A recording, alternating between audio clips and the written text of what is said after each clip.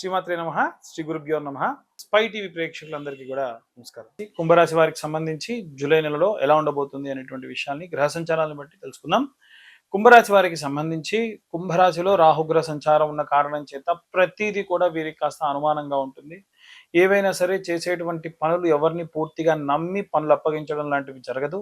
విద్యార్థి దశలో ఉన్నటువంటి వారికి ఏంటంటే ఎంత మార్క్స్ వచ్చినా సరే ఒక ఏదో తెలియనటువంటి ఆందోళన లోపల ఉంటూ ఉంటుంది. ద్వితీయంలో శనిగ్రహ సంచారం అనేటువంటిది ఉన్న కారణం చేత ద్వితీయంలో శనిగ్రహ సంచారం ఉంటే గనక ఎసెట్స్కి సంబంధించి మంచి అనుకూలమైనటువంటి ఎసెట్స్ అనేటువంటివి వస్తాయి. విద్యార్థులకు కాకుండా ఉద్యోగస్తులకు కానివ్వండి, వ్యాపారస్తులకు కానివ్వండి, ఆస్తిపరంగా మంచి ఆస్తి అనేటువంటిది వీరు సంక్రమించుకుంటారు.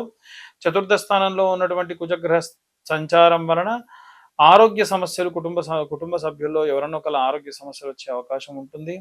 అలాగే పంచమంలో ఉన్నటువంటి ఈ యొక్క సూర్యగ్రహ సంచారం వలన సూర్యుడు పంచమంలో ఉన్నప్పుడు ఏమిటంటే ప్రతికూల పరిస్థితులు ఎక్కువగా ఇస్తాడు. అధికారం అనేటువంటిది కోల్పోయే అవకాశం ఉంటుంది. లేదా అధికారం ఉన్నా కానీ వీరి యొక్క మాట చెల్లకుండా ఉంటుంది. వీరి కింద వాళ్ళు వీళ్ళ మాట వినకుండా ఉంటారు. టీం లీడింగ్ పొజిషన్లో ఉన్న వాళ్ళు కానివ్వండి, లేదా ఒక సంస్థకి అధిపతిగా ఉన్న వాళ్ళు ఏదో అసంతృప్తితోనే ముందుకు వెళ్తూ ఉంటారు. అలాగే షష్టమ స్థానంలో ఉన్నటువంటి బుధ, గురు, శుక్రగ్రహ సంచారాలు మంచి ప్రతికూల పరిస్థితుల నుండి బయటపడేసేటువంటి వాతావరణాన్ని, అలాగే అనుకూల పరిస్థితులకు మంచి ఆశను కల్పిస్తూ ఉంటాయి.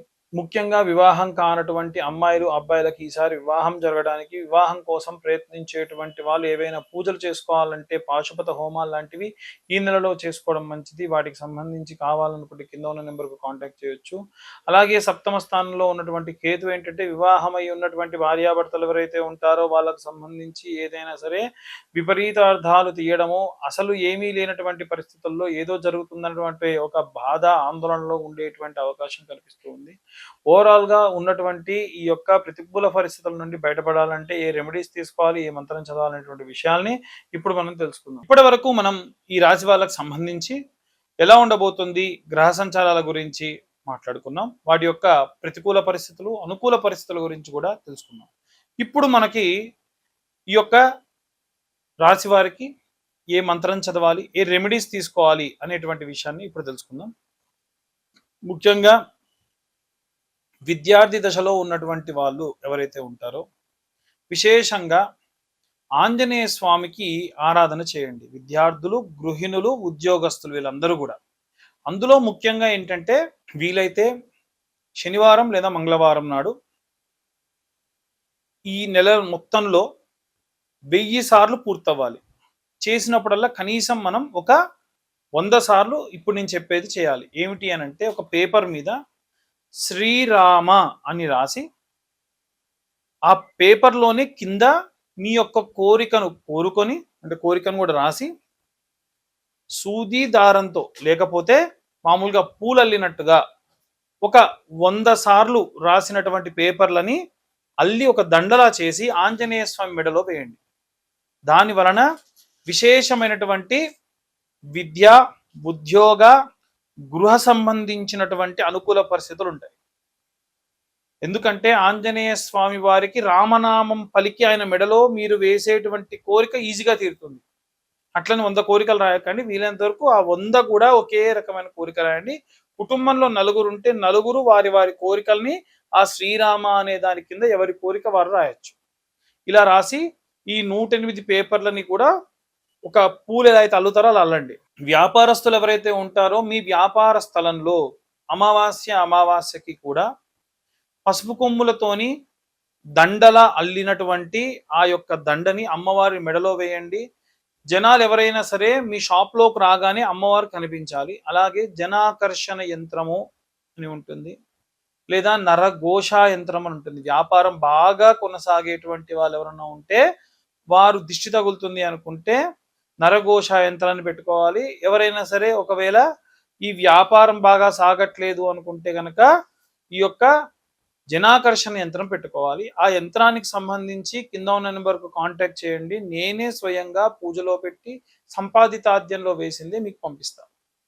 ఇక రాజకీయ నాయకులు ఎవరన్నా ఉంటే గనక ప్రతి నెల రాజశ్యామల అమ్మవారికి సంబంధించినటువంటి యాగం చేసేటువంటి క్రమంలో ఉంది.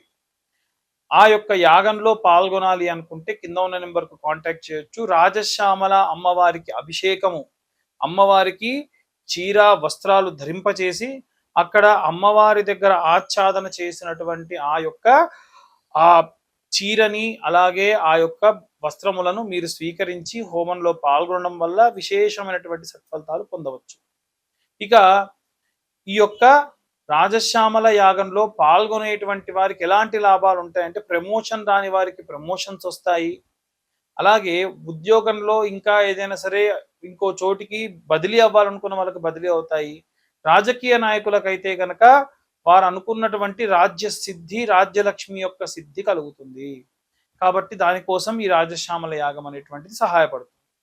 అలాగే ఎవరైతే ఈ యొక్క రైతులు ఉంటారో వాళ్ళు అంతకు మునుపు నెలలో నేను చెప్పింది మీకు చాలా సులువుగా, మీరంతా మట్టికి చాలా దగ్గరగా ఉంటారు కాబట్టి జంటనాగులు ఉన్నటువంటి దేవాలయంలో అభిషేకం చేసి ఆ అభిషేకం చేసినటువంటి నీరు కానీ పాలు కానీ ఎక్కడైతే మట్టిలోకి వెళ్తాయో ఆ మట్టి అంతటిని కూడా వాటిని తీసుకొని వెళ్ళి మీ యొక్క పొలాల్లో చల్లుకోవడం మంచిది. మీ పొలంలో నైరుతి భాగంలో గుమ్మడి పండు అలాగే నిమ్మకాయ పోసి పెట్టండి.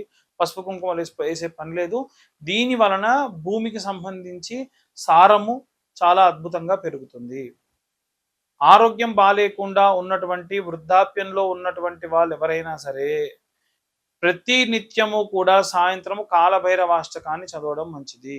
దీని వలన విశేషమైనటువంటి మంచి సత్ఫలితాలు పొందుతారు. వీలైనంత వరకు ప్రతి నెల కూడా నాకు వీలైనంత వరకు ఎక్కడెక్కడ ఎవరెవరు ఎలాంటి గురువులు ఏదైనా ఏం చెబుతున్నారు, ఏ పీఠాధిపతులు ఏవి చెబుతున్నారు, మనం జనాలకు ఎంత వీలైతే అంత ఈ రెమెడీస్ని తీసుకెళ్ళాలి అని అనుకుంటూ ఉన్నామో అవన్నీ కూడా మీకు చెప్పడం జరుగుతూ ఉంది. కాబట్టే వీలైనంత వరకు నా ప్రయత్నం నేను చేస్తూ ఉన్నా. మనం దైవిక ప్రయత్నం మానవ ప్రయత్నం చేయాలి, తర్వాతకి భగవంతుడా అనాలి. షడ్యమం మానవ ప్రయత్నం, సప్తమం దేవచింతనం.